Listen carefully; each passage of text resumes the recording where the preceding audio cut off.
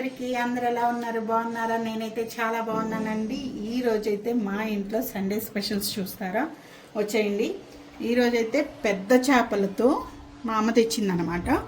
ఈ పెద్ద చేపలతో నేను చింతాకు పొడేసి వండుతాను. ఇది మా నెల్లూరు స్పెషల్. ఎవరికి తెలిసిండదు. చిన్న చేపలతో చేసుంటారు కానీ పెద్ద చేపలతో ఎవరు ట్రై చేసుంటారు, కానీ ఒకసారి ట్రై చేయండి, చాలా బాగుంటుంది.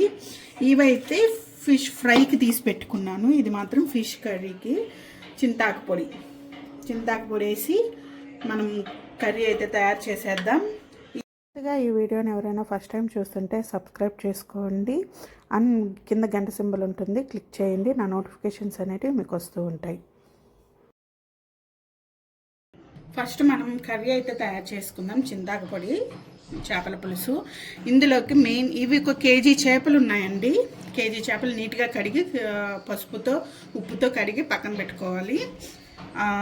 ఇందులోకి నేనైతే ఒక మ్యాంగో తీసుకుంటున్నాను. మ్యాంగో అవసరం లేదు, చింతాకు పొడి పులిపే కాబట్టి, బట్ నాకు మ్యాంగో ఇష్టం చేపల కూరలో. సో మ్యాంగో, నెల్లూరు వాళ్ళకి మెయిన్ మ్యాంగో ఉంటేనే ఇష్టపడతారు. So mango. మరి రాజమండ్రి వాళ్ళకి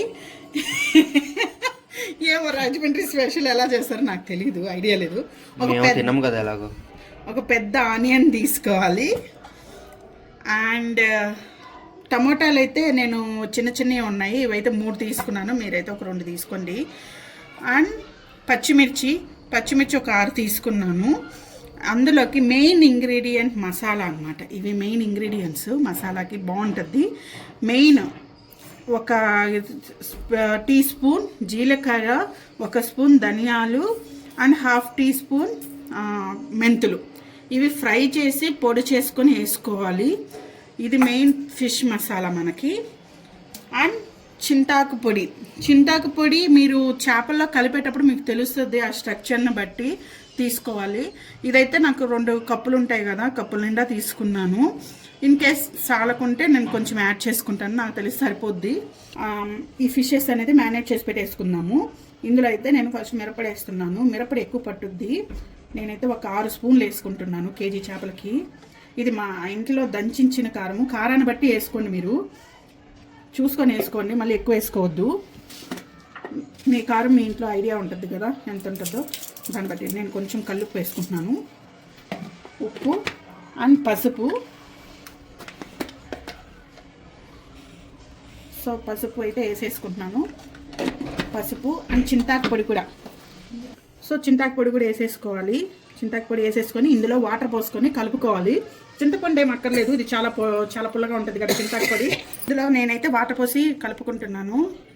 కొంచెం వాటర్ పోసుకొని చూసుకోండి ఎంత అంటే స్ట్రక్చర్ పులుసుకి సరిపోయేటట్టు కలుపుకోవాలి.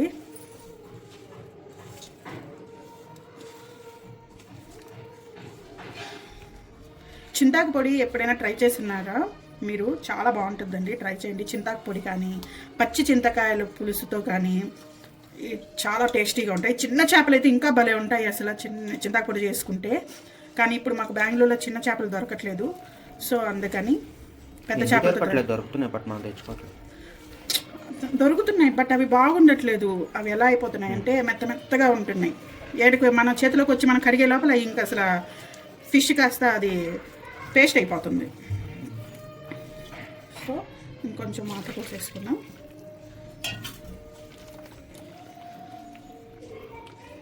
కలుపుతుంటేనే మంచి స్మెల్ వస్తుంది కదా చింతాకు పొడి. నాకు జలుబు చేస్తుంది రాలే.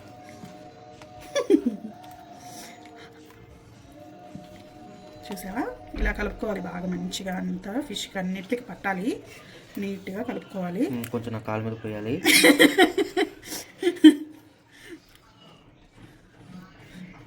ఇలా మొత్తం కలిపేసుకున్నామా.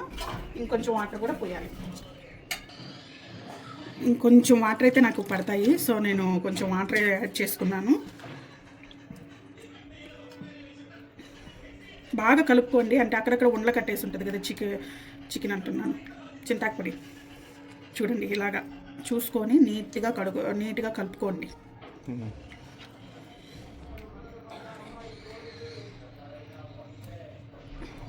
వీడియోలో చెప్తున్నా, నాకు హింట్ ఇస్తున్నావా?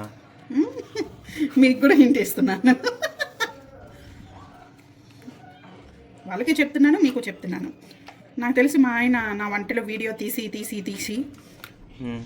ఉన్న వంటలు కూడా మర్చిపోతాయి. ఉన్న వంటలు మర్చిపోయేది కాదు, మీరు కూడా నేర్చేసుకుంటారు నాకు తెలిసి. ఓకే, నేను నేర్పించినవే నీకు, నువ్వు చేస్తున్నావు సరే. కథలు పడమంటే బాగా చెప్తారు మా ఆయన గారు. ఎంత బాగా చెప్తున్నారు చూడండి, ఆయన నేర్పిస్తే నేను నేర్చుకున్నాను అంట. సరే, ఈ తర్వాత ఏం చేయాలో ఒకసారి చెప్పండి. ఉడకబెట్టాలి. ఎలా కొత్త కొత్త ఉడకబెట్టాలా చెప్పు.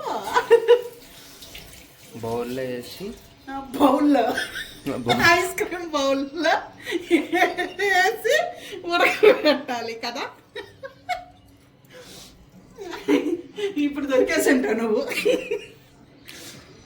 అంటే మేము రాజమండ్రిలో అలాగే చేస్తాం. Okay okay, sorry. నెల్లూరులో అయితే అలా చేయరండి. మేము ఒక పెద్ద బాండలు పెట్టో లేకపోతే దబర పెట్టో చేస్తాం. దబరా మా ఊర్లో దబరే అంటారు, నెల్లూరులో. మీ ఊర్లో ఏమంటారు?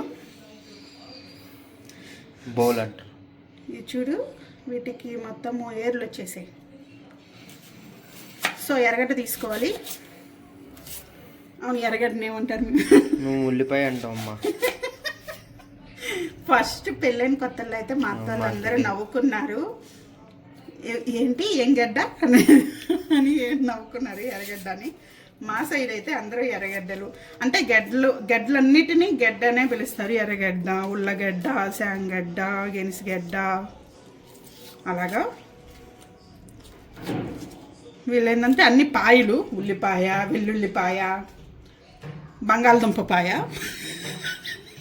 మేము దుంపలు అన్నింటినీ దుంప అంటాం. దుంపలు అంటారా? సో వీటిని అయితే చిన్నగా కట్ చేసుకోండి. ఒక వెల్లుల్లిపాయని సన్నగా తరుక్కోవాలి. అంటే మేమైతే అది కట్ చేసేస్తాం. ఆ ఫ్రంట్ కట్ అది వచ్చేస్తుంది రాదు. నేను కట్ చేస్తాను కదా తర్వాత. నువ్వు కట్ చేయవు. సో ఇలాగా సన్నగా తరుక్కోవాలి.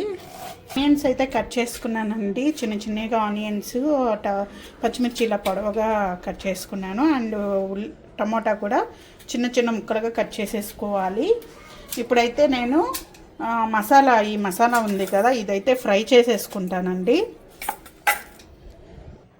సో మనం తీసి పెట్టుకున్న ఈ మసాలాలు అయితే వేసేసుకొని స్లో ఫ్లేమ్లో అయితే ఫ్రై చేసుకోవాలి దీన్ని.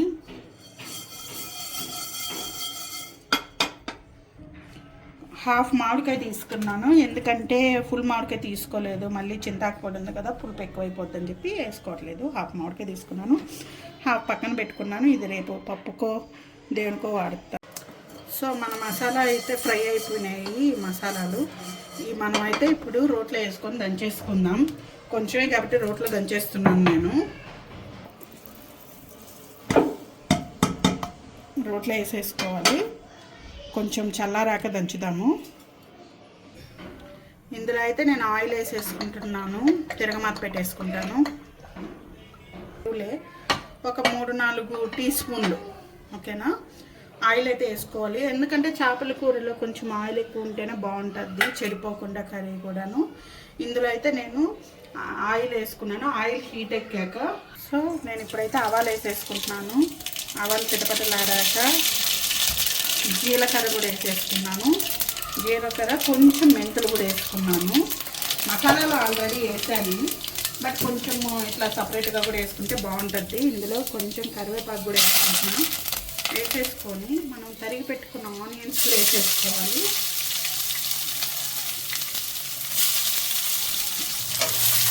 సో మనమైతే బాగా కలుపుకోవాలి. ఈ ఆనియన్స్ వేసుకున్నాక బ్రౌన్ కలర్లోకి వస్తుంది కదా, అప్పుడు దాకా వేగించుకొని తర్వాత టమోటాలు, అల్లం వెల్లుల్లి పేస్ట్ వేసుకోవాలి. ఈ ఆనియన్ త్వరగా ఫ్రై అవ్వడానికి నేను కొంచెం ఉప్పు అయితే వేసేస్తున్నానండి. అంటే వాటర్ బయటకి రిలీజ్ చేసేస్తుంది ఉప్పు వేస్తే, అప్పుడు ఆనియన్స్ త్వరగా ఫ్రై అయిపోతాయి.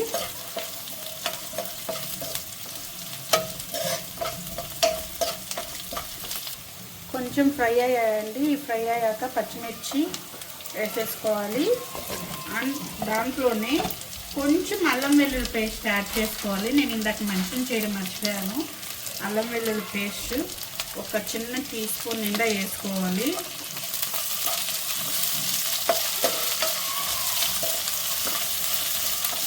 ఇది కొంచెం పచ్చివాసన పోయేంత వరకు కలుపుకొని టమాటా ముక్కలు వేసేసుకుందాం. అల్లం వెల్లుల్లి పేస్ట్ ఎందుకు వేసుకోవాలంటే ఫిష్ కర్రీలో పులుపు వేస్తాం కదండి, పులుపు ఎక్కువగా అనిపిస్తుంది. సో ఆ పులుపు కంట్రోల్ చేసి కొంచెం టేస్టీగా ఉంచడానికి, మరీ పులుపులాగా అనిపించకుండా ఉండడానికి అల్లం వెల్లుల్లి పేస్ట్ వేసుకుంటారు. అదేంటంటే పులుపుని కంట్రోల్ చేస్తుంటుంది అండ్ టేస్ట్కి టేస్ట్ కూడాను. సో ఇప్పుడైతే ఇవన్నీ ఫ్రై అయిపోయాయి. మనం దీంట్లో టమాటా ముక్కలు వేసేసుకున్నాం.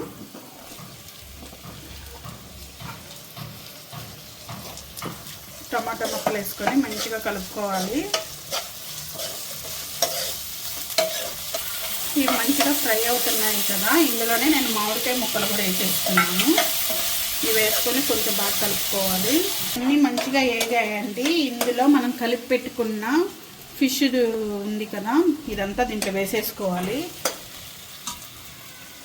సో నేనైతే ఇందులో వేసేసుకుంటున్నాను.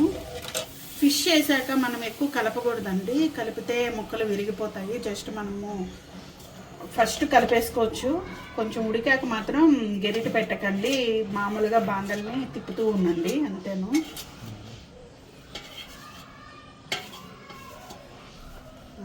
సో మనం కర్రీ అయితే మొత్తం కలిపేసుకున్నామండి. ఫస్టే కలిపేసుకోండి, కొంచెం ఉడికాక మళ్ళీ కలిపితే ముక్కలు విరిగిపోతాయి. ఇలా కలిపేసుకొని ఒక 15 మినిట్స్ అలా ఉడికాక ఉప్పు కారం చూసుకోండి. ఇన్ కేసు సరిపోకపోతే మీరు మళ్ళీ అప్పుడు యాడ్ చేసేసుకోండి. సో నేనైతే మసాలాలు దంచేసుకుంటాను ఈ లోపల. ఇవి బాగా దంచేసుకొని ఇందులో ఒక 3 తెల్లుల్లిపాయలు వేసుకొని లాస్ట్లో దంచుకోండి. ఎందుకంటే మనం ఆల్రెడీ అల్లం వెల్లుల్లి పేస్ట్ వేసాము కాబట్టి. సో ఈ పొడి అయితే ఇలా దంచేసుకున్నాం కదా, చూపించండి. ఇలాగ కొంచెం దంచుకున్నాక ఇందులో నేనైతే ఒక 3 తెల్లుల్లిపాయలు వేసుకొని మళ్ళీ దంచుకుంటున్నాను. సో మిడిల్లో ఇలా తీసి కలుపుకుంటా ఉండండి. ఇలాగా గెరిట అయితే పెట్టద్దు, ఇలా తిప్పుకోవాలి. ఆయిల్ ఫామ్ అయ్యేంత వరకు జస్ట్ లో ఫ్లేమ్లో పెట్టుకొని కుక్ చేసుకోవాలి. ఇలా కొంచెం కలుపుకోవాలి, లేదంటే అడుగంటేస్తూ ఉంటుంది, చింతాకు పొడి కదా. అలా కలుపుకుంటూ ముక్కలు కిందకి పైకి కలిసేలాగా బాగా కలుపుకొని, ఇప్పుడైతే ఆయిల్ ఫామ్ అయ్యే స్టేజ్లో ఉంది కాబట్టి, ఉడికిపోవచ్చింది కాబట్టి నేనైతే మనం ప్రిపేర్ చేసుకున్న మసాలా ఉంది కదా, ఫిష్ మసాలా, అదైతే వేసేస్తున్నాను.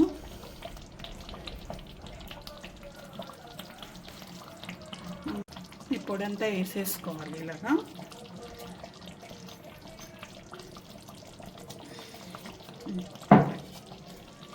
ఓకే, సో ఈ పొడి వేసుకొని మంచిగా కలుపుకోవాలి. ఇలా కలుపుకొని సిమ్లో పెట్టేసుకొని వదిలేసుకోవాలి. ఇది గోళ్ళంతా కొట్టేస్తుంది, సో జాగ్రత్తగా పెట్టుకోండి, లిడ్తో కవర్ చేసుకోండి. సో మన ఫిష్ పులుసు అయితే చింతాకు పొడి పులుసు చూసా, ముక్క అసలు చెక్కు చెదరలేదు కదా, బాగా ఉడికిపోయింది. నేనైతే గ్యాస్ కట్టేసాను, ఆయిల్ తేలిపోతే చాలు. మన చింతాకు ఫిష్ పులుసు అయితే రెడీ అయిపోయింది, చింతాకు పొడి చేపల కర్రీ. ఈ వీడియో కానీ మీకు నచ్చితే ఖచ్చితంగా కామెంట్ సెషన్లో కామెంట్ చేయండి అండ్ లైక్ చేయండి, షేర్ చేయండి. Please subscribe Nellore versus Rajahmundry. Thanks for watching. ఇట్లాంటి వీడియోస్ కోసము మా ఛానల్ని అయితే సబ్స్క్రైబ్ చేసుకోండి. Thanks for watching. ఇది చూసి థంబ్నెయిల్ తీసుకో.